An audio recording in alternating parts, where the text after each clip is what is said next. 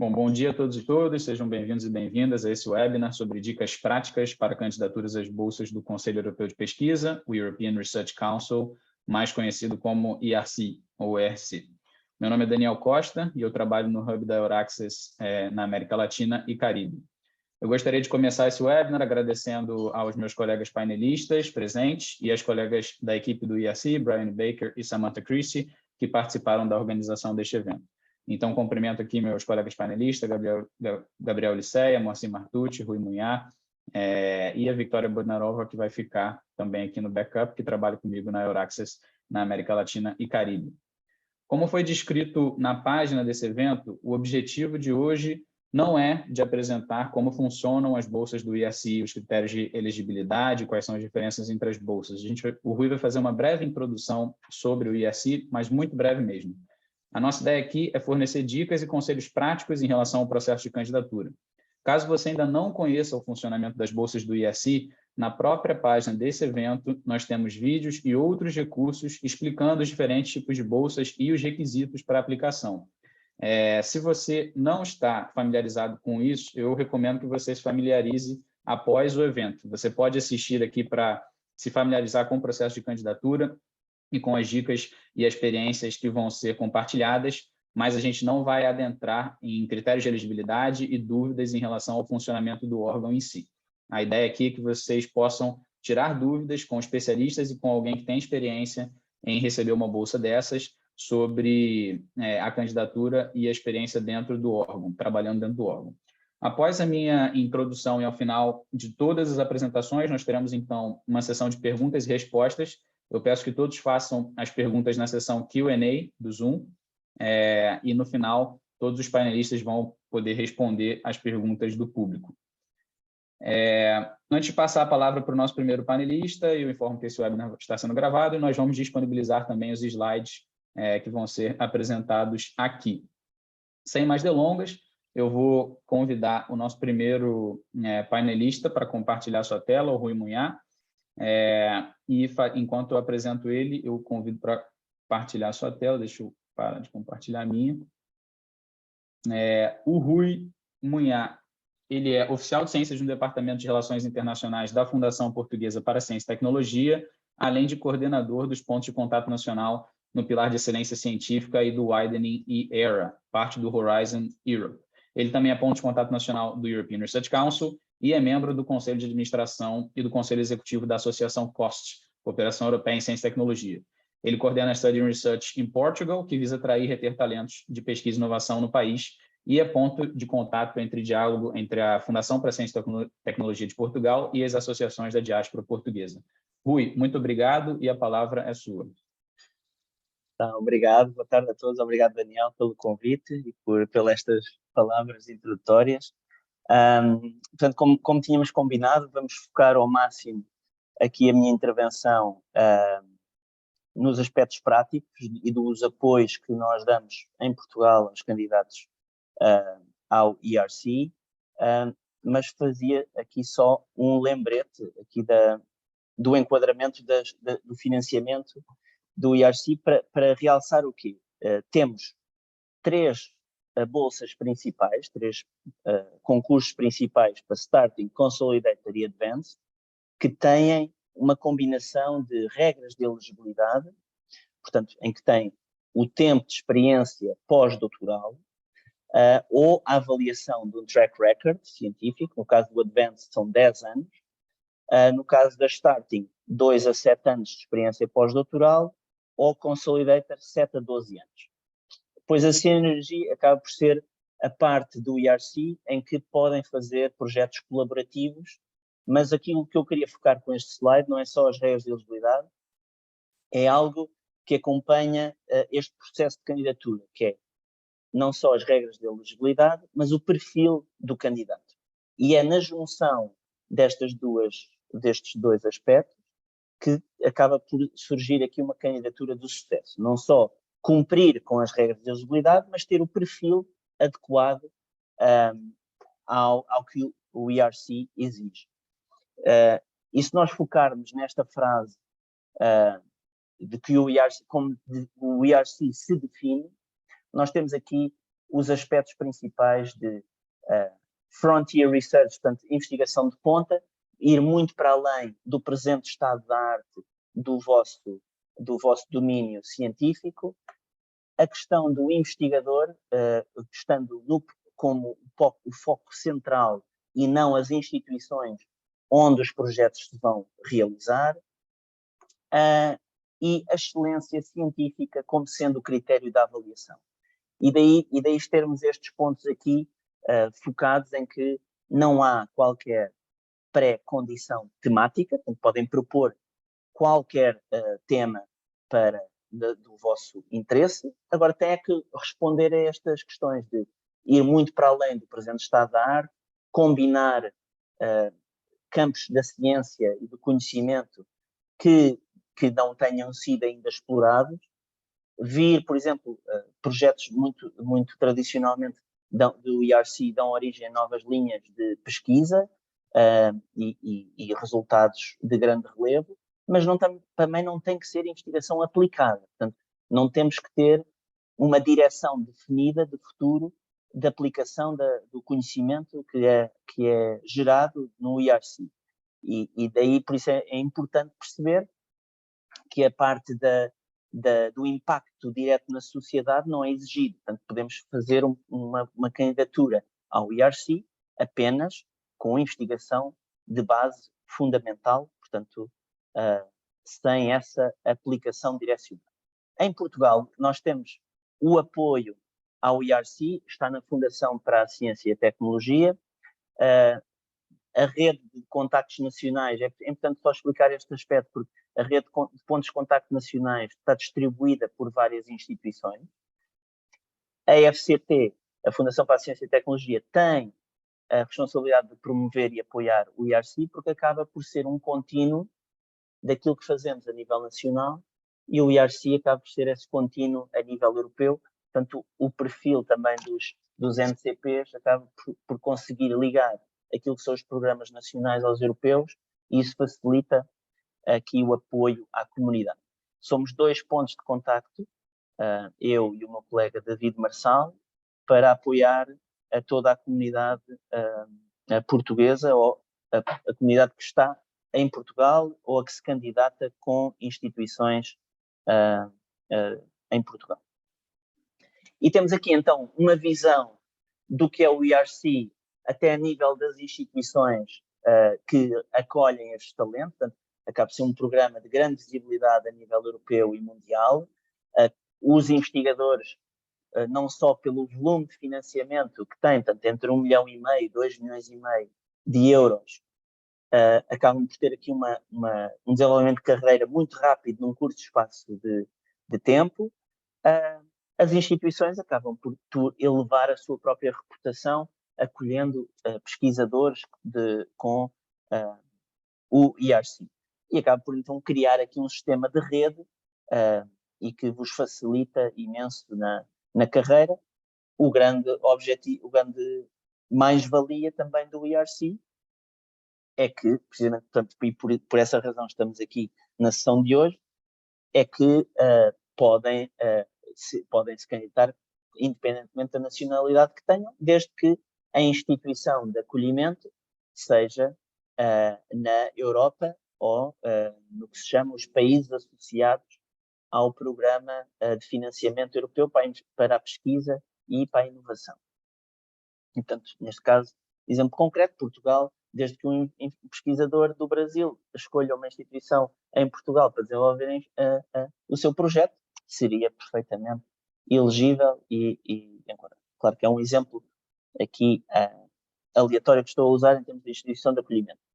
Da perspectiva do candidato, nós temos aqui não só cada um avaliar o seu perfil e como ele se enquadra na tipologia de bolsa a qual se está a candidatar, e também o estado de maturidade da ideia. Portanto, o que vai ser avaliado é o vosso perfil e a vossa ideia. Mais nada. Não é avaliado se a pesquisa é numa instituição com mais ou menor, mais reputação ou menos reputação. Não é isso que está em causa. Não é um critério de avaliação a instituição, e por isso é só o vosso perfil a vossa capacidade para liderar um projeto de mais de 1 milhão de euros, ou até 2, e a capacidade demonstrada anterior que isso venha a ter sucesso, e também a vossa ideia, até que ponto é que é disruptiva, como nós costumamos usar o termo, que é ir para além desse estado da arte,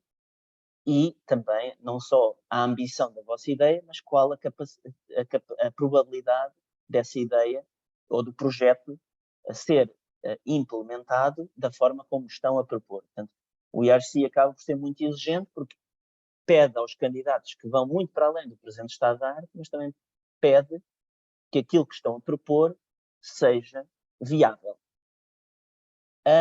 Muito importante aqui uma questão do que é um projeto do IRC e o que é que não é um projeto para o IRC. Portanto, normalmente nós usamos este exemplo a nível nacional, em que nos concursos ou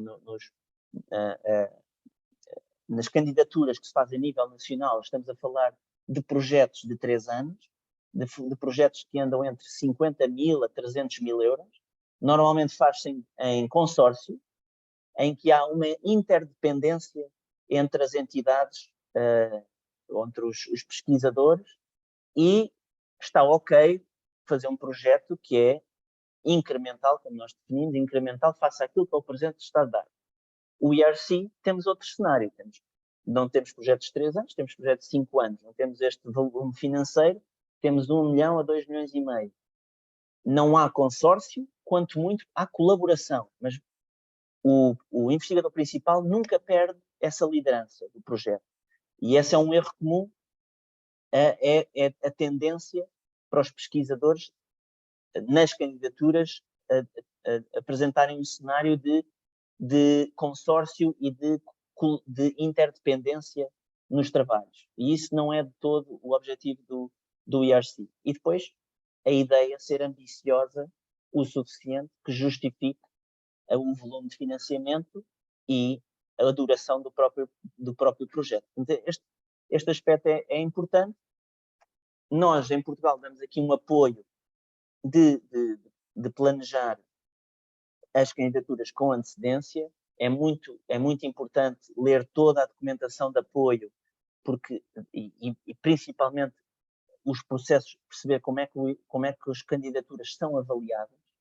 Muitas vezes o estilo de escrita também é bastante diferente, principalmente porque acho que já todos têm conhecimento que a avaliação é feita em 2 passos, e o primeiro passo é o vosso perfil e uma sinopse de 5 páginas, e portanto estamos a falar de uma avaliação que é muito exigente num primeiro passo com muito pouca informação. E por isso, o estilo de escrita neste primeiro passo é muito exigente para os candidatos, e aí damos mais apoio, precisamente porque é um cenário a que não estão normalmente habituados. Depois, um segundo passo de avaliação, quem passa ao primeiro tem taxas de sucesso bastante elevadas, mas também o estilo de escrita já é mais próximo daquilo que estão habituados a fazer quando submetem candidaturas a financiamento. E, portanto, trabalhamos nisto com os candidatos em reuniões em grupo, em sessões organizadas a nível nacional ou a nível das instituições, e acho que depois providenciamos aqui também canais de informação a nível de vídeos, tutoriais. O próprio IRC tem muita informação para todos os candidatos, e eu acho que a minha intervenção parava aqui. Em termos deste quadro geral, acho que é muito importante assumir a candidatura fazendo este alinhamento entre o que é elegibilidade e o que é o vosso perfil, e também depois toda esta caminhada em termos de estilo de escrita. Muitas vezes não é a ideia ser boa ou má, é como ela é apresentada. E eu acho que para isso depois temos então também aqui o Gabriel e o Moacir. Eu parava aqui a minha apresentação e estou disponível para questões. Obrigado.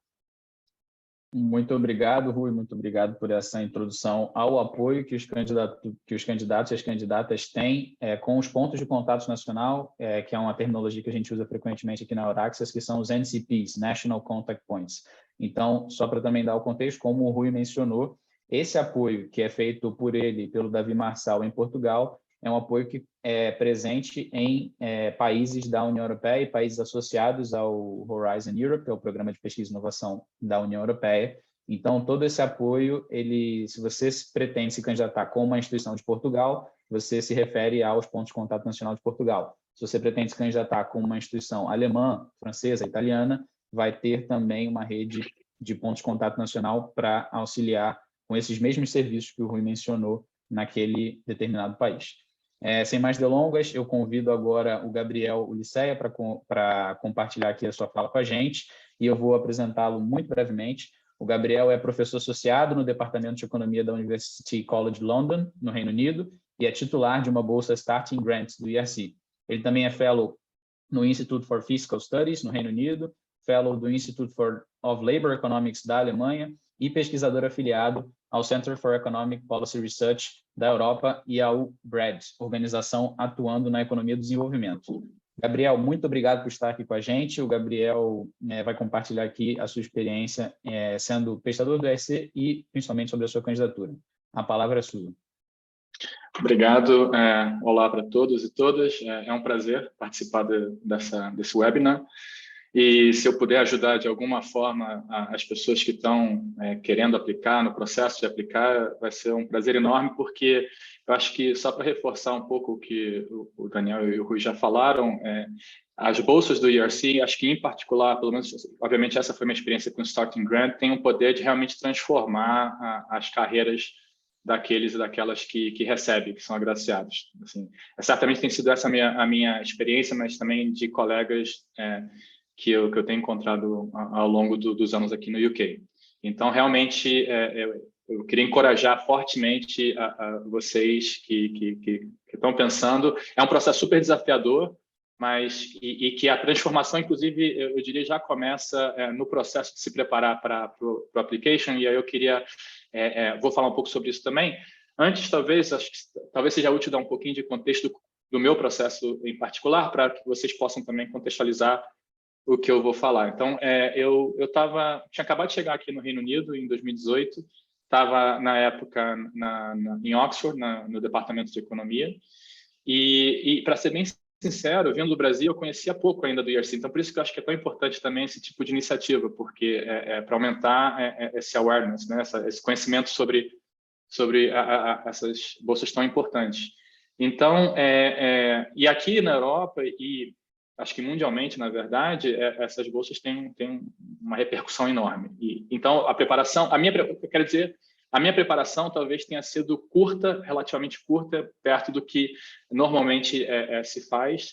Eu diria que eu bloqueei, na verdade, um mês para escrever a proposta, etc., o que é um tempo relativamente curto. Então, eu não encorajo ninguém a fazer essa escolha. Mas o que me levou a aplicar é que rapidamente eu me dei conta, quando eu vi o call, a chamada para aplicar, rapidamente eu me dei conta do poder transformativo que essa bolsa pode ter, que esse grant pode ter.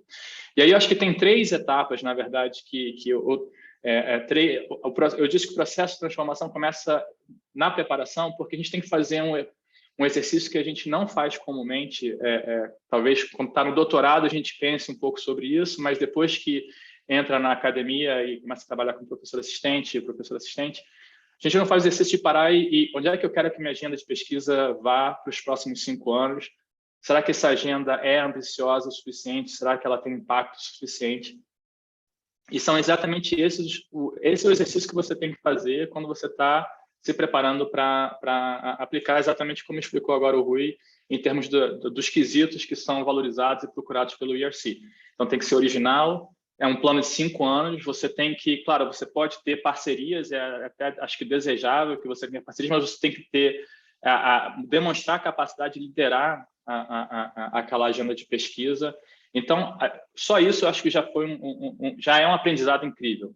Tá? Então, isso já foi minha primeira experiência ao preparar, e eu vou falar um pouco sobre a preparação. E depois, de fato, quando você recebe, eu só queria reforçar esses pontos que o Rui já colocou muito bem, mas Depois que você recebe, você tem a capacidade de mudar a sua função de produção de pesquisa, porque você pode passar, como foi o meu caso, de ser tipicamente um pesquisador que às vezes tinha um assistente de pesquisa em tempo parcial para ter uma equipe e perseguir esses objetivos ambiciosos. E aí acho que é um pouco essa ideia, e por isso que o ERC é tão único, os grants são tão únicos nesse sentido também, te permitem fazer isso. Então, isso é realmente um privilégio enorme ter acesso a esse tipo de financiamento. Então, como foi o meu processo? A gente vai ter que, quando você está aplicando para o ERC, você tem que sair da sua zona de conforto também, como colocou o Rui, especialmente na primeira etapa, quando você está, eu diria na primeira etapa, quando você está escrevendo o B1, né, que são essas 5 páginas, onde você tem que fazer o pitch de uma agenda de 5 anos, que tem que reunir todos esses atributos que ele colocou, né? Inovação, ambição, risco, mas um risco controlado, ou seja, um risco execuível. Então, você tem que transmitir tudo isso em 5 páginas. Então, para um primeiro passo, eu diria, além de, claro, da introspecção e de pensar e de conhecer a literatura onde você quer se inserir e pensar quais são as grandes perguntas em aberto que você poderia tentar responder, se caso tivesse acesso. E isso é importante, o caso se, porque uma coisa que pelo menos o que eu entendo que o ERC quer fazer é exatamente transformar as nossas carreiras.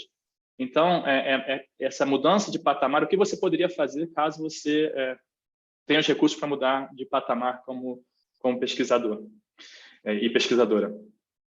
Então, para isso, já é enormemente importante você ter acesso a outros exemplos desses documentos de 5 páginas que tenham sido bem-sucedidos. Eu tive a sorte em Oxford de ter outros colegas e outras colegas que tinham sido bem-sucedidos e sucedidas no passado. Tive acesso a 2 desses documentos para ver como é que para ver como é que se parece um documento de um projeto de pesquisa bem-sucedido. Isso foi incrivelmente importante para entender como é que eu poderia fazer o meu. Porque, de novo, como o Rui colocou, esse primeiro de 5 páginas, acho que o corte 40% a 50% já fica nesse primeiro filtro, se não mais. Então, é extremamente importante colocar muito tempo também, não só no documento mais longo, mas nesse documento mais curto. Então, ter um exemplo bem-sucedido é super importante. E de preferência, ter pessoas que você possa mandar esse documento e que possam te dar feedback sobre a qualidade, sobre quão convincente, quais são os pontos que para você podem parecer super claros, mas que para quem está lendo não estão claros. E outra coisa importante é mandar para pessoas que não estão também, podem estar, no meu caso, no grande campo da economia, mas que não estão exatamente na minha área de pesquisa. Porque aí são outras, embora sejam outras pessoas no seu grande campo, na sua grande área que vão estar te avaliando, não necessariamente elas estão na tua área de pesquisa. Então, às vezes, tem alguns jargões que são super específicos, algumas coisas que são muito óbvias em certos subcampos, mas que não são para outros. Então, é importante que ter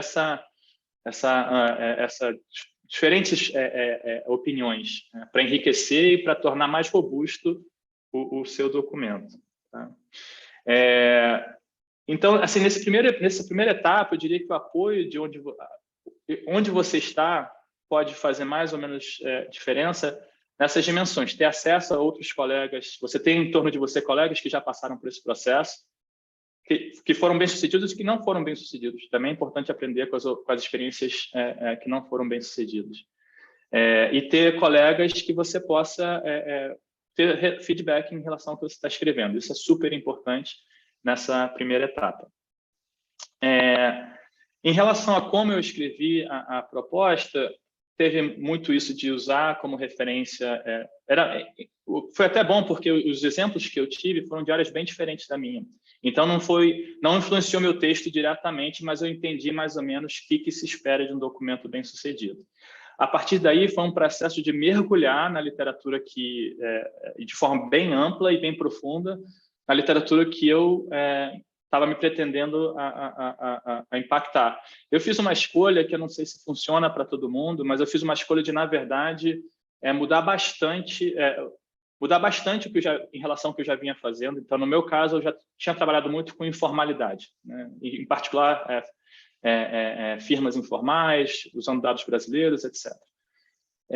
A informalidade desempenhou um papel importante no meu pitch, mas, na verdade, o tema mudou substancialmente, porque foi todo para a migração interna, porque eu achei que ali tinha um espaço para fazer muita coisa, usando a minha bagagem e as experiências onde eu já tinha sido bem-sucedido, publicando, etc., mas usando isso como um trampolim para embarcar, digamos assim, numa nova e abrir uma nova frente. Então, tem um jogo aí, jogo no melhor sentido da palavra, tá? Tem como você equilibra, você está querendo abrir uma frente realmente nova para você e na pesquisa como um todo, e mostrando que a bagagem que você teve até aquele ponto te qualifica e te credencia para atacar esse desafio, né? Por ser um desafio, tem riscos, mas e aí, como toda pesquisa mais interessante, você não sabe onde vai parar e quão bem-sucedido você vai ser, mas você pode dar indicações de para onde você vai. Você tem um caminho e você vê esse caminho para frente, você tem as credenciais para fazer isso e para ambicionar isso e tentar passar isso nessas 5 páginas e depois nas 20 páginas. Né? Então, foi esse meu processo, mais ou menos, de tentar, de como eu preparei esse documento. Foi incrivelmente importante para mim, porque, de novo, era uma agenda que eu não estava no meu primeiro plano imediato, porque era uma agenda que vinha de um artigo que eu estava fazendo, mas que não representava a maioria ou a maior parte da minha agenda naquele momento, mas quando eu parei e pensei, para onde é que eu quero ir? Eu falei, eu quero partir desse aqui, usando o que eu já acumulei até aqui, mas eu quero desenvolver para outra área. E aí foi assim que, mais ou menos, eu estruturei a minha proposta. Tá? Então, aí você tem esse período que é bastante desafiador, bastante intenso de escrever, tanto a de 5 páginas quanto a maior de 20 páginas. E aí você passa, né? Você recebe essa primeira grande notícia. Você foi e passou nesse primeiro gargalo. Vem a entrevista. A entrevista é ainda mais desafiadora, talvez, para nós que estamos acostumados a fazer a apresentação mais curta que a gente tem que fazer é um paper, 15, 20 minutos num congresso, né? Isso talvez seja a apresentação mais curta. Na minha época, quando eu fiz, eram 7 minutos para fazer o pitch da pesquisa de 5 anos. Acho que agora foi até encurtado um pouquinho, para 5 minutos, talvez. Isso é muito diferente de tudo que a gente jamais fez na vida. E aí, é claro que o painel isso que é uma coisa também que é muito reconfortante quando você está entrando nesse processo de saber, o painel de fato lê as propostas e eles fazem perguntas, as pessoas fazem perguntas excelentes, tá? São profissionais de bastante renome e substância, então, ou seja, são pessoas excelentes, mais sêniores que você, no meu caso, que era starting grant, tipicamente mais sênior do que eu, e que tinham, de fato, levam aquilo muito a sério e leram, de fato, a proposta e fazem perguntas excelentes. Isso é bom porque você sente que vira uma conversa, né? Porque você preparou aquilo tudo e as pessoas, de fato, consumiram aquilo, estão querendo te questionar, de fato, para saber se aquilo você tem capacidade de fazer aquilo, se aquilo é, de fato, inovador e por aí vai. Mas se preparar para isso é difícil, porque, de novo, são 7, agora foram 7 e são 5 agora. E é uma agenda de 5 anos. E a gente está acostumado a fazer apresentações de 20, que é ir a fundo nas coisas, explicar. E aí eu tive muita sorte também, de novo, da minha instituição na época, que é Oxford, oferecer muitos recursos para essa preparação. Uma coisa que eu tinha até certa hesitação, mas que acabou sendo super importante, Oxford, o departamento contratou um profissional que vem, na verdade, eu acho que ele vem vem do teatro, ou enfim, mas ele ajuda exatamente profissionais de diferentes campos a melhorarem sua capacidade de apresentação, em particular para esse tipo, porque na verdade uma apresentação de 5 minutos é muito mais próxima de um pitch de uma startup do que uma apresentação acadêmica, e talvez seja essa a melhor analogia que você quer mostrar que você está pronto para começar uma startup de pesquisa. Então, isso foi muito útil. Outra coisa que foi incrivelmente útil e que isso você pode fazer em qualquer lugar, em qualquer instituição, é fazer as mock interviews, ou seja, fazer simulações com colegas que você confie, que possam ser boas proxies do que você vai encontrar no painel, para se preparar para a entrevista. Então, eu fiz isso com várias pessoas, vários colegas meus, eu fazia a apresentação. Primeiro já foi um enorme desafio, consegui fazer caber em 7, agora em 5, então, mais ainda. E depois ver que tipo de perguntas que as pessoas têm, o que elas acharam. Isso eu organizei informalmente com colegas. Oxford, o Departamento de Economia, organizou uma formal com 3 colegas de toda a universidade, mais sênior do que eu. E, sendo bem sincero, foi um desastre essa primeira. Foi muito ruim. Eu não teria recebido se eu tivesse sido dessa forma para a entrevista. Aprendi muito, fiz isso logo bem no começo. Não estava preparado ainda, ficou bem claro que eu não estava preparado. E aí eu fiz todo um investimento exatamente nas fraquezas que foram reveladas naquele exercício. Então, isso é muito importante. Eu acabei de fazer, por exemplo, uma dessas com uma colega minha um pouco mais júnior aqui, que passou para o segundo round do ERC. Então, isso é muito importante. E aí depois, uma coisa importante de apoio, não na preparação, mas na administração do grant, obviamente, mas aí isso são outros 500 enfim, acho que a maior parte de vocês só tem que se preocupar isso realmente depois de receber. Eu não sei se... Eu acho que eu cobri basicamente os principais pontos. Eu acho que eu já também estou chegando perto dos meus 15 minutos. Mas, enfim, eu só quero, de novo, incentivar... E talvez uma coisa importante, assim, a experiência mais comum, talvez, é não receber na primeira. Tá? Assim, por isso que é importante, às vezes, até tem as janelas, né, de tempo desde que você se graduou do doutorado. É importante não deixar para o final só porque porque lá, então, eu vou estar com o meu CV na melhor forma possível e eu vou ter mais tempo para me preparar. Eu diria que é importante antecipar esse processo, quem sabe 2 anos, e se obrigar a passar por esse processo que é penoso, mas é muito gratificante, tem retorno mesmo que você não receba, para se preparar, porque na primeira é muito difícil de conseguir, mas esse processo tem um aprendizado que melhora a candidatura no ano seguinte. Então, só queria incentivar, primeiro, todo mundo a de fato, considerar seriamente isso, a aplicar, e não só aplicar, mas não esperar até o último minuto para ter a melhor pacote possível, porque há um aprendizado no processo de tentar. Mas tentar como se fosse para conseguir, não tentar porque eu vou tentar e vamos ver no que dá. Tá? Acho que tem que ser cada vez, tem que ser extremamente sério e investido. É isso, acho que era isso que eu tinha para dizer, para compartilhar. E, de novo, obrigado e fico esperando as perguntas de vocês ao final. Muito obrigado, Gabriel. Acho que foi um depoimento super importante, super encorajador. Como vocês podem ver, é uma candidatura complexa, que leva tempo, que leva colaboração com outros colegas, com instituições. Então, é importante esse tempo de preparação. A ideia é que isso aqui se torne uma conversa no final do evento, então vocês já podem fazer as perguntas na parte de Q&A do Zoom, e no final das contas, eu acho que o bacana é ter essa oportunidade de conversar com o Gabriel, de conversar com o Rui, de conversar com o Moacir, sobre as suas principais dúvidas em relação a esse processo de candidatura para o IRC. Agora, finalmente, eu vou convidar o professor Moacir Martucci para compartilhar sua apresentação com a gente, sua fala. O Moacir é professor titular do Departamento de Engenharia e Sistemas Digitais da Escola Politécnica da Universidade de São Paulo. Ele coordena o Instituto de Estudos Brasil-Europa, o IBUSP, que é um núcleo de apoio à pesquisa da Pró-Reitoria de Pesquisa da Universidade.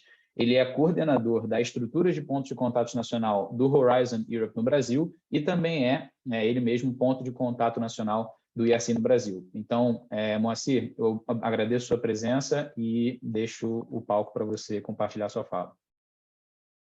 Muito obrigado, Daniel.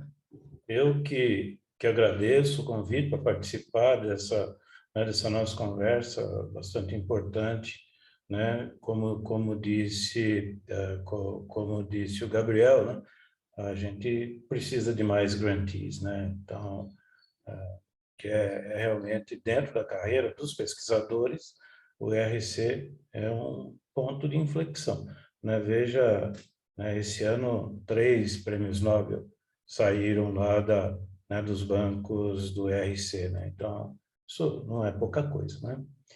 Então, mas né, só vou fazer alguns comentários complementares, né? Porque tudo já basicamente do IRC já foi dito, né?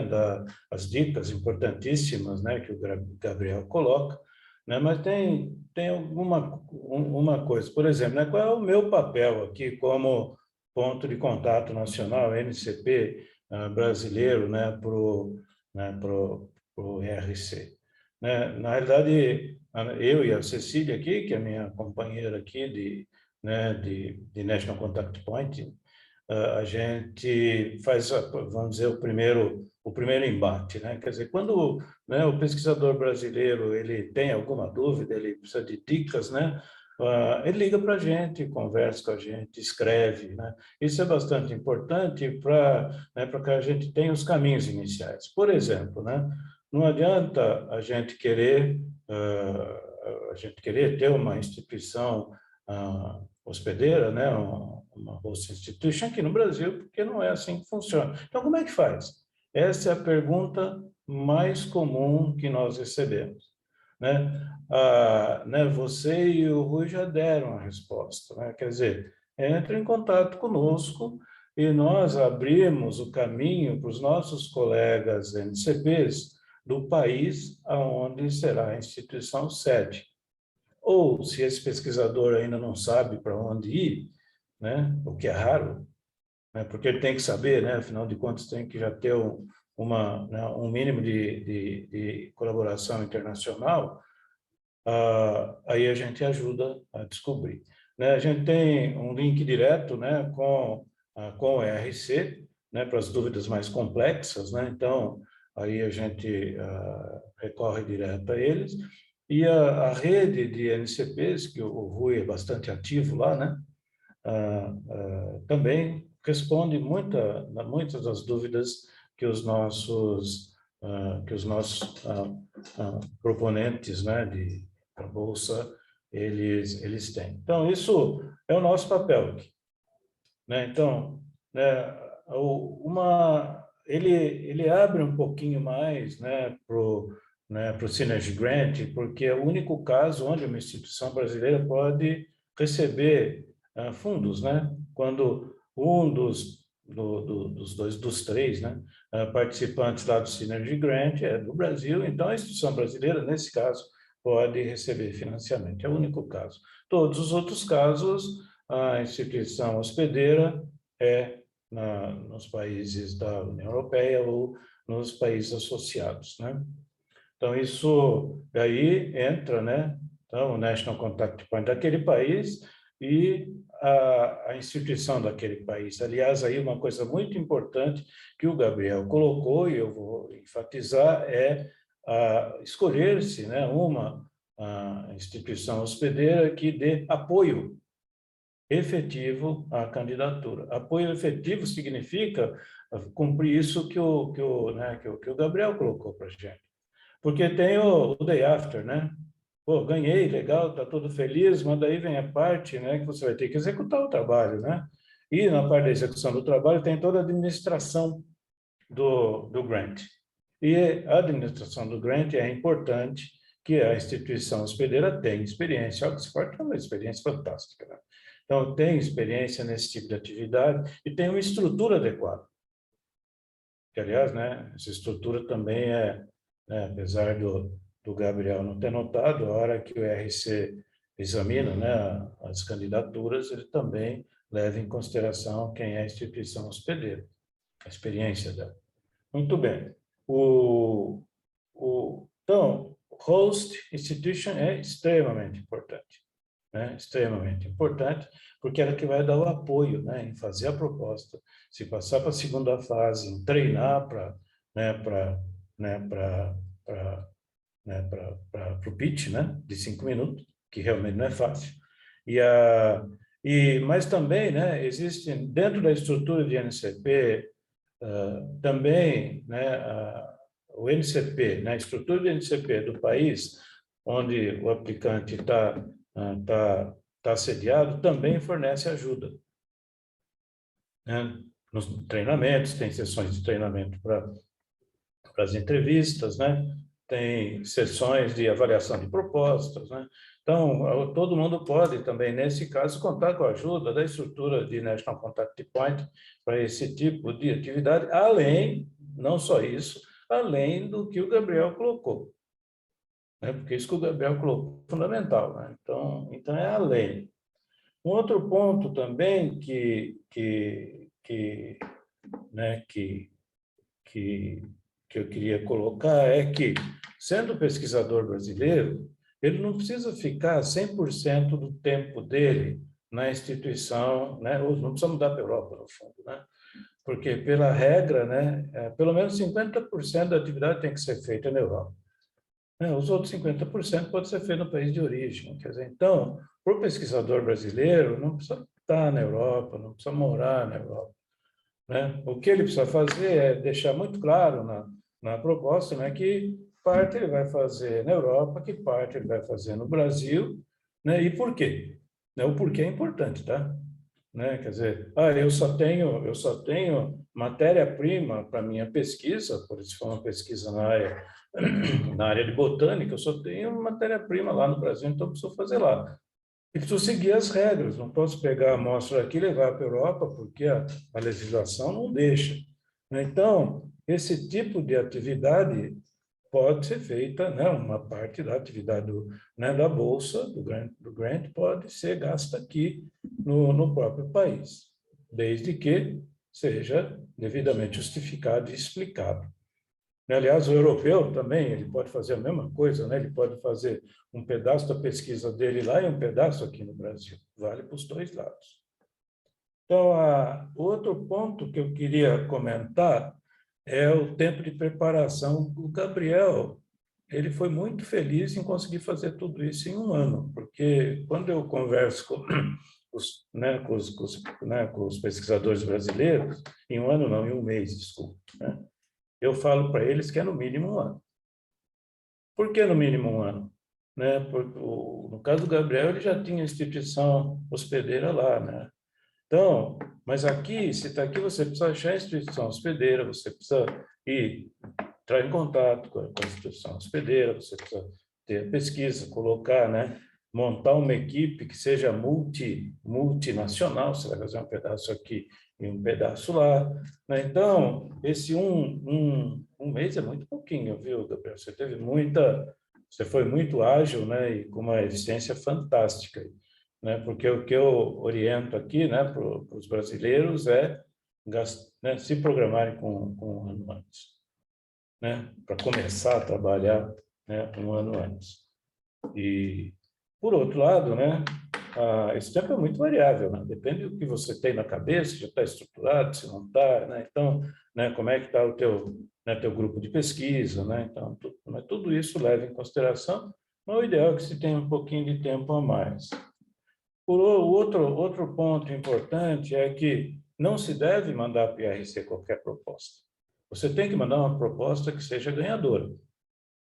Por quê? Você, nas fases, né, você tem a primeira fase, se você não passar para a segunda fase, você tem uma penalidade, você não pode imediatamente aplicar de novo, você tem que esperar um ano.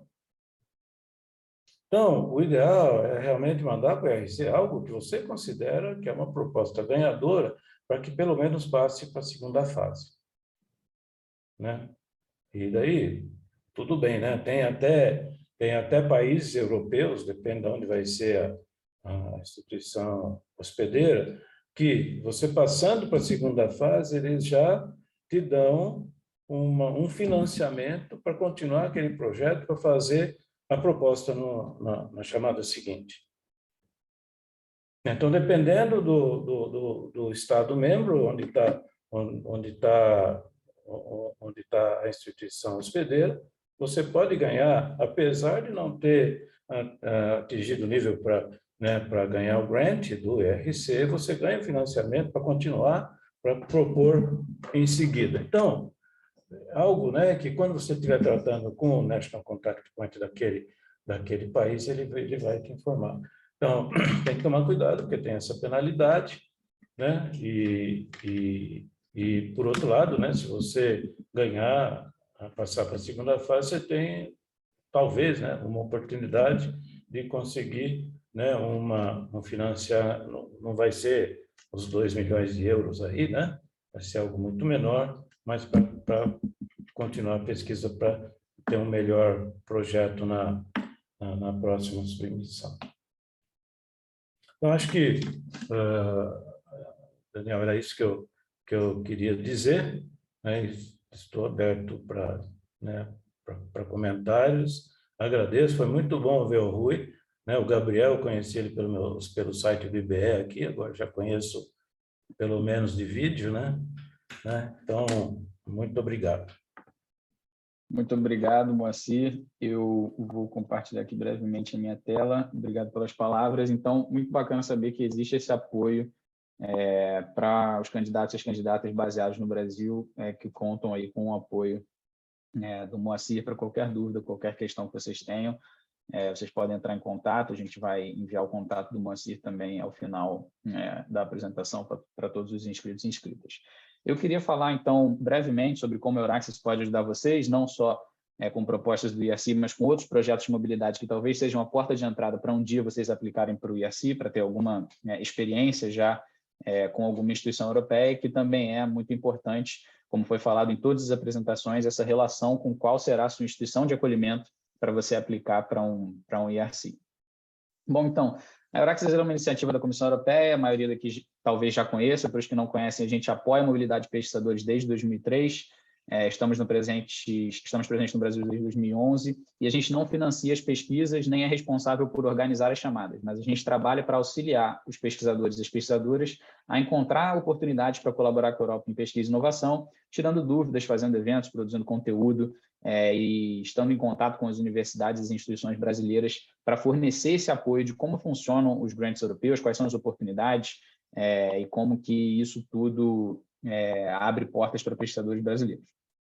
A gente trabalha muito com o nosso portal, esse é o portal que, se vocês entrarem e jogarem Euraxis no Google, euraxis.org, vocês vão dar de cara com essa página, e a gente trabalha com esses 5 pilares que estão em vermelho destacados. O primeiro portal, Jobs and Funding, vocês encontram vagas de oportunidade de financiamento, então vagas, por exemplo, que são em equipes do IRC, podem ser encontradas no nosso portal Jobs and Funding. A gente tem a outra parte de Career Development, em que vocês podem encontrar diversos recursos que ajudam vocês a se localizar um pouco melhor na carreira de pesquisa, seja na Europa ou em outros lugares do mundo, e recebem alguns materiais para apoiar tanto na redação de propostas quanto outras questões. Na parte de partnering, a gente tem aí um acesso a instituições e pesquisadores, então, para achar host institutions para o IRC, essa aqui é uma possibilidade. Existe uma possibilidade de você procurar instituições de acolhimento que estejam querendo receber grantees do IRC. Na parte de Information and Assistance, a gente tem informações gerais para quando você tiver que se mudar para a Europa ou acessar a Europa para fazer uma mobilidade de pesquisa em relação a visto, se você vai com a sua família, se você vai alugar uma casa, como é que funciona o seguro-saúde. Então, a gente tem centros da Euraxis na Europa que fornecem todas as informações e muitas delas já estão online. Esses centros nacionais da Euraxis na Europa estão nesses National Portals, que vocês podem encontrar. Então, se você tem interesse de ir para a França, você pode entrar na página da Euraxis na França. Se você tem interesse de ir para outro país, tem uma página dedicada para aquele país da Euraxis. E tem a parte Worldwide, que é justamente os nossos hubs fora da Europa, ou dos estados associados ao Horizon Europe, que é o Programa de Pesquisa e Inovação da União Europeia, e estamos aqui na América Latina e em outros lugares do mundo, justamente fornecendo esse apoio aos pesquisadores e às pesquisadoras que desejam cooperar, colaborar, fazer um projeto de mobilidade no continente. Aqui, como eu mencionei, vocês conseguem filtrar na parte de Jobs and Funding as posições anunciadas em times do IRC. Como foi falado, o Principal Investigator, né, o pesquisador principal de um grant do IRC, ele ou ela vai formar uma equipe de pesquisa para desenvolver o seu projeto, e as vagas derivadas desse financiamento são anunciadas geralmente no portal Euraxis, e vocês podem encontrar essas vagas por lá. Finalmente, uma oportunidade que eu acho muito bacana, que eu também não vou entrar em detalhes, mas que eu recomendo a todos que têm interesse no European Research Council conferir, o IRC possui um acordo com o CONFAP, com o CNPq, em que geralmente todo ano existe uma seleção de pesquisadores do Brasil já com título de doutorado para realizar um intercâmbio nas equipes financiadas pelo IRC. Então, essa chamada está aberta atualmente até o dia 15 de dezembro. As equipes do IRC disponibilizam o seu interesse de receber pesquisadores de fora. Os pesquisadores se manifestam pela chamada e depois é feito esse matchmaking aí de quem poderia ir. E todo ano o Brasil é um dos recordistas em mandar pesquisadores daqui para a Europa, em relação aos pesquisadores de fora da Europa que vão para lá. Então, acho que essa é uma oportunidade muito bacana para talvez você ter um primeiro contato com o IACI, já que é uma proposta tão complexa de se fazer. Finalmente, vocês podem seguir a gente nas redes sociais e na nossa mailing list para nunca perder nenhum conteúdo, não só do IACI, mas também sobre outras oportunidades da Comissão Europeia ou de países membros da Europa. Eu agradeço por hora e vou abrir, então, para perguntas e respostas. Se me permite. Claro, claro. Fique à vontade. Então, obrigado. Desculpe a interrupção, mas o caso da chamada da CONFAP, né? Ela é uma oportunidade fantástica para se aprender a fazer uma proposta do RC. Então, nós aqui temos incentivado bastante, né, os pesquisadores brasileiros a entrarem nessa chamada, né? Então, a CONFAP, ela praticamente tem financiamento de todos os estados brasileiros, né, eu estou em São Paulo é a FAPESP. Então, é realmente uma oportunidade ímpar, né, para quem está interessado em fazer uma proposta. Estando lá, pode trabalhar na proposta junto com quem já fez uma proposta, né? Junto com o Gabriel, por exemplo, né? Quem é da área de economia pode ir lá para UK, né? E trabalhar com ele lá, né? E nesse momento, né? E treinando fazer uma proposta, né? Com o grantee que tá recebendo.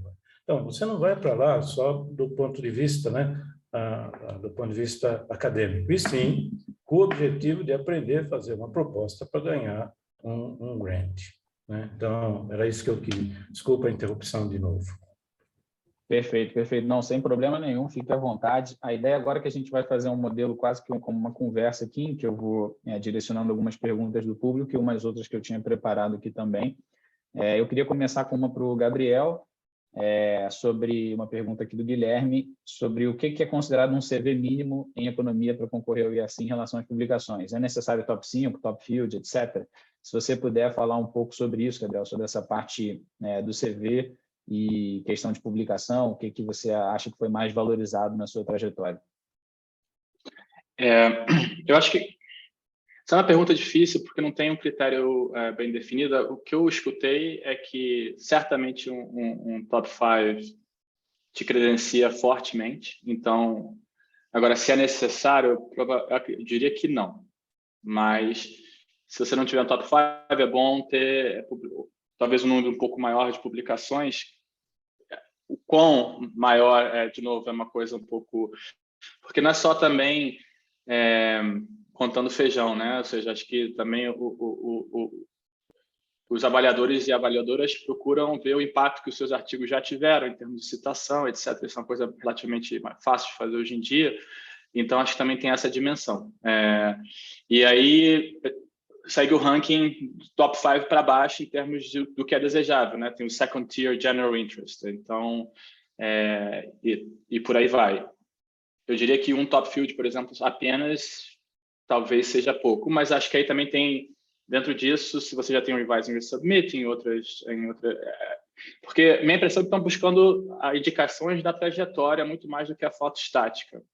Então, você tem que pensar dessa forma, mas, enfim, isso são só as coisas que eu escutei falar, não sei, aí certamente o Rui tem muito mais capacidade de responder.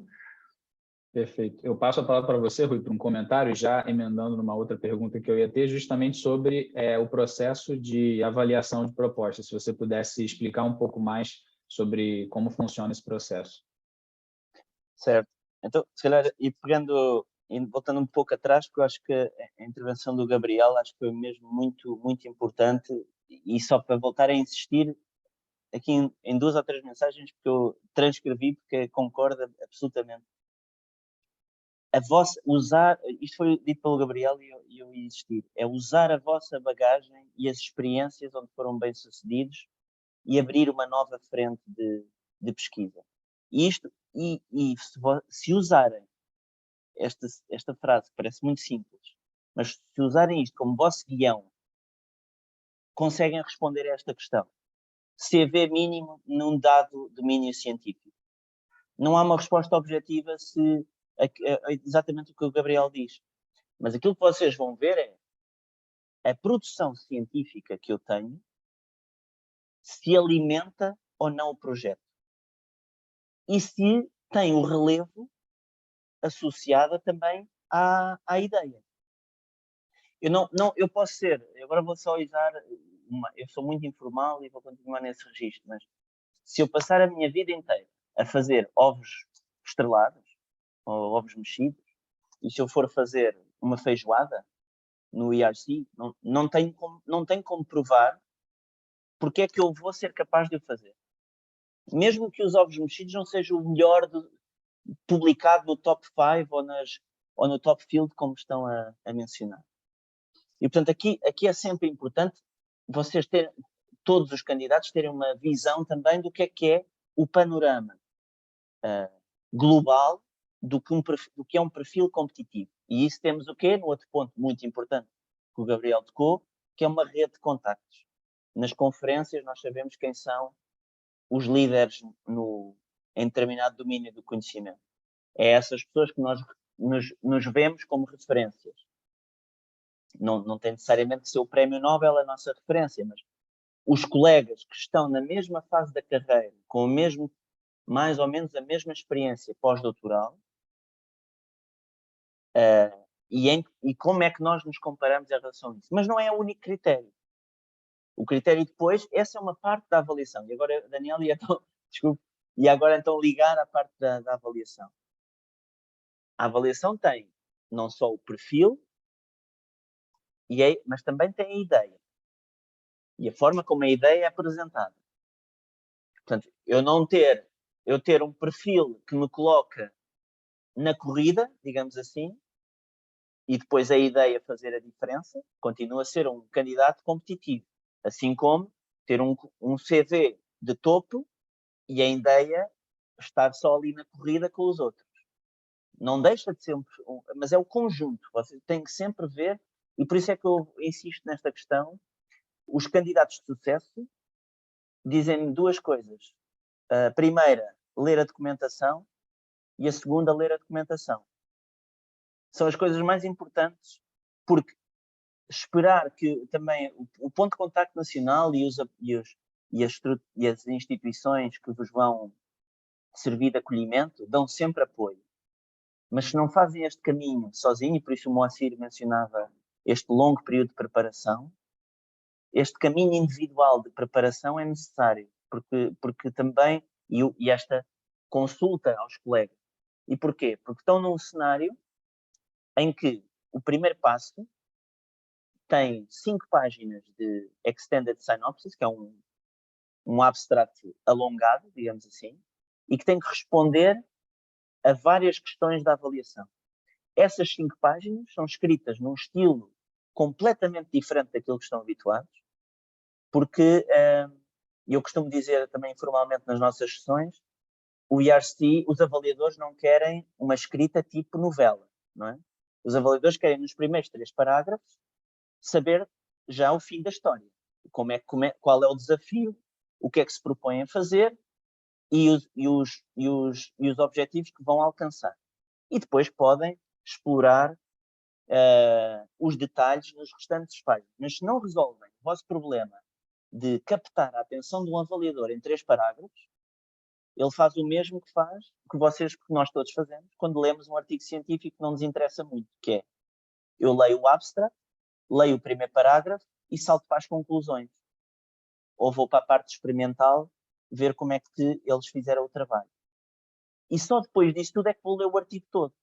Isto é um insucesso garantido no primeiro passo do ERC, se não conseguem captar a atenção de um avaliador durante aquelas 5 páginas. Depois tem 2 páginas que já são muito formatadas para o vosso currículo, e depois tem 2 páginas em que fazem aquilo que o Gabriel mencionou. Mencionar a vossa produção científica, como é que ela está alinhada ao projeto, para responder também às 2 questões, que é, porque é que vocês são a pessoa mais indicada para liderar, porque é que tem capacidade para receber mais de 1 milhão de euros para ficar a vossa responsabilidade durante 5 anos e demonstrar que são capazes então de implementar o projeto tal qual ele está a ser descrito. E, portanto, neste quadro de avaliação é o primeiro passo.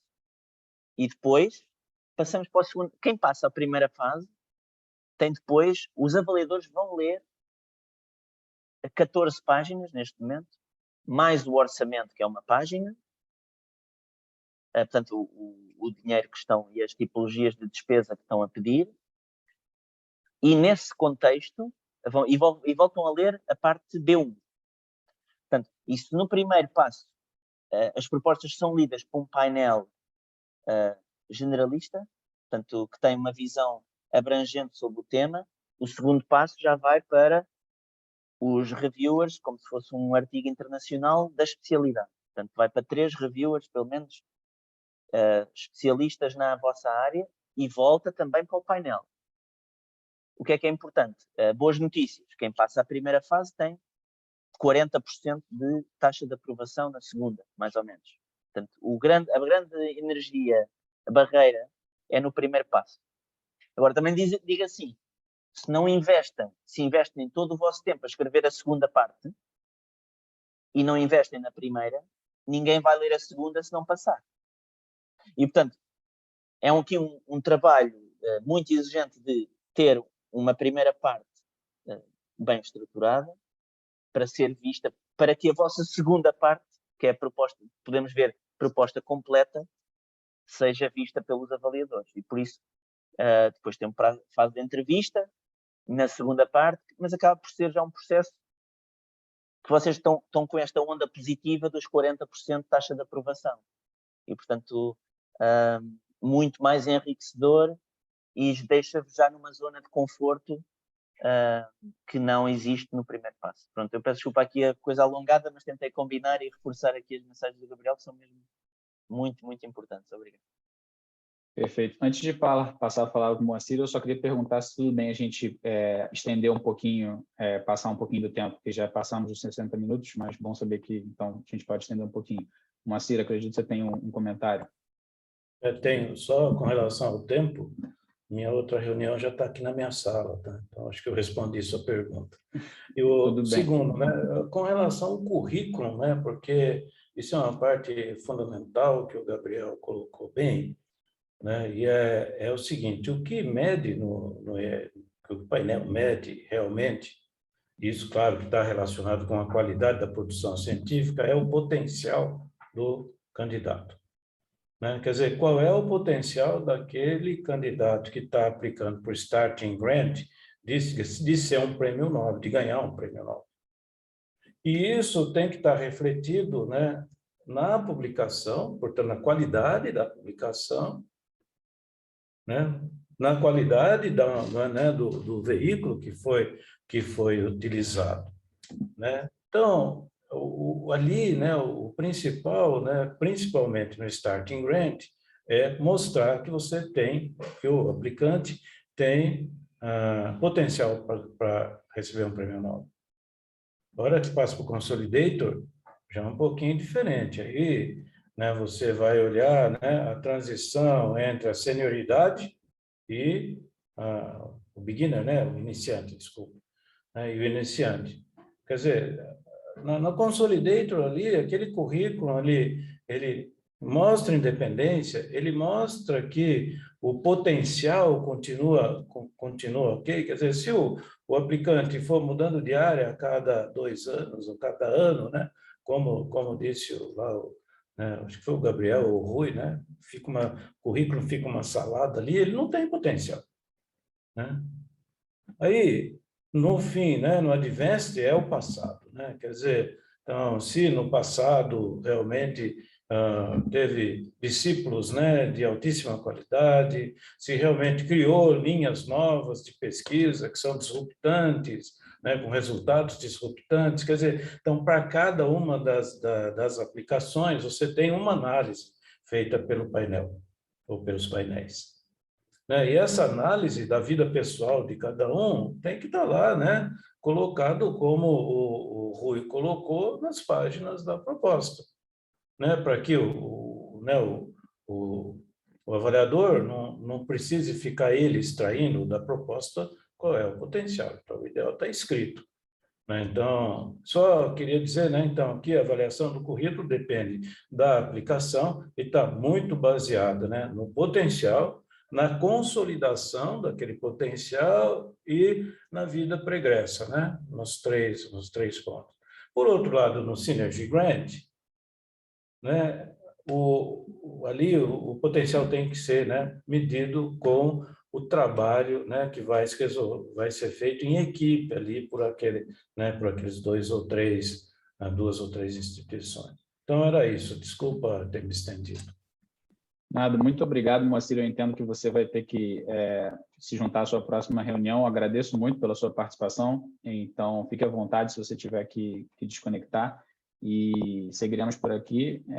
Agradeço, então, pela sua participação, Moacir. Muito obrigado. Muito obrigado, então. Daqui a pouquinho eu desconecto. Beleza, muito obrigado. Seguindo aqui, dando seguimento, eu gostaria de fazer uma pergunta para o Gabriel, que é uma... E antes de fazer a pergunta, na verdade, eu vou só responder uma pergunta sobre exemplos de pesquisadores que trabalharam 50% no Brasil. No Brasil, especificamente, existe um exemplo que a gente tem conhecimento disso, que foi o Arthur Ávila, que ele fez 50% da pesquisa dele no INPA, no Instituto de Matemática Pura e Aplicada no Brasil, e metade na França. Mas ele já tinha uma cooperação com uma instituição francesa e com o INPA, então esse exemplo é porque já existia uma colaboração nesse sentido. Como o Moacir bem explicou, você tem que justificar por que você vai ficar assim, como que você vai fazer com o resto dos 50% do seu tempo e provar que você vai fazer 50% da sua pesquisa na Europa, identificando que essa regra vai ser seguida, porque é uma obrigatoriedade no contrato do IRC. E uma pergunta agora para você, Gabriel, que é uma pergunta que a gente recebe muito aqui na Euraxess em relação a como é o primeiro contato com a Host Institution. Você comentou que você já tinha esse contato, então eu queria perguntar um pouco mais da sua trajetória em sair sendo pesquisador do Brasil e esse primeiro contato com instituições da Europa. Como é que você desenvolveu essa relação? Quais foram os financiamentos que você teve acesso anteriormente que te levaram a finalmente aplicar para o IRC? Bom, talvez seja uma trajetória um pouco diferente da típica, não sei, mas, na verdade, o que aconteceu é que eu vim para o Reino Unido para trabalhar como professor associado já no Departamento de Economia, em Oxford, e aí eu comecei a me familiarizar com com as possíveis fontes de financiamento que existiam para pesquisadores. Também ainda era pré-Brexit, né? Isso está mudando para quem está baseado no Reino Unido. Acho que ainda tem mudanças importantes para acontecer. Isso é mais uma faceta negativa desse processo. Mas então o que aconteceu, assim, a única experiência prévia que eu tinha de grant application foi uma tentativa da British Academy, com uma agenda um pouco diferente. Aí era muito mais focado em um projeto que já meio que existia um piloto, um proof of concept, e aí era para desenvolver e ampliar a escala. Então, essa foi a minha única experiência prévia. De novo, eu não recomendo isso para ninguém, porque você se obriga a uma curva de aprendizado muito mais empinada do que seria necessário. Por outro lado, eu tive sorte e também não tem espaço para nada dar errado, né? Se você faz as coisas numa janela de tempo relativamente pequena.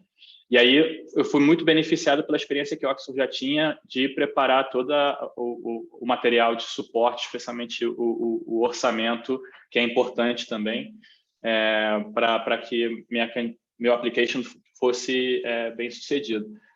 Mas, então, nesse sentido, eu não tive muita preparação e muita experiência prévia. Foi um pouco... Porque, exatamente, eu apliquei no meu primeiro ano aqui no Reino Unido. Então, foi meio que eu fui aprendendo à medida que eu fui progredindo. Perfeito, muito obrigado. Como a gente já excedeu bastante o tempo aqui e eu esgotei acho que as perguntas que a gente recebeu no Q&A, eu gostaria só de ver se vocês têm algum comentário final, Rui e Gabriel, antes de fechar aqui, e agradecer pela participação de vocês. Acho que, de modo geral, foi uma sessão muito boa, inspiradora. Eu, pelo menos, me coloco à disposição, em contato, vocês veem o e-mail aqui, brasil@euraccess.net. A gente vai mandar todo esse material para vocês após o evento. Mas então, só para convidá-los a fazer um comentário final, caso desejarem, antes de eu encerrar aqui a nossa sessão. Não, eu só queria agradecer de novo o convite. Foi realmente um prazer participar. Espero ter ajudado as pessoas que estão participando.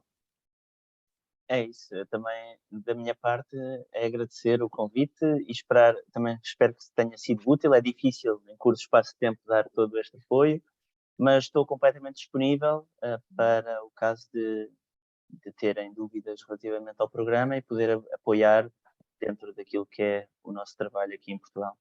Muito obrigado. Perfeito. Muito obrigado a todos os participantes.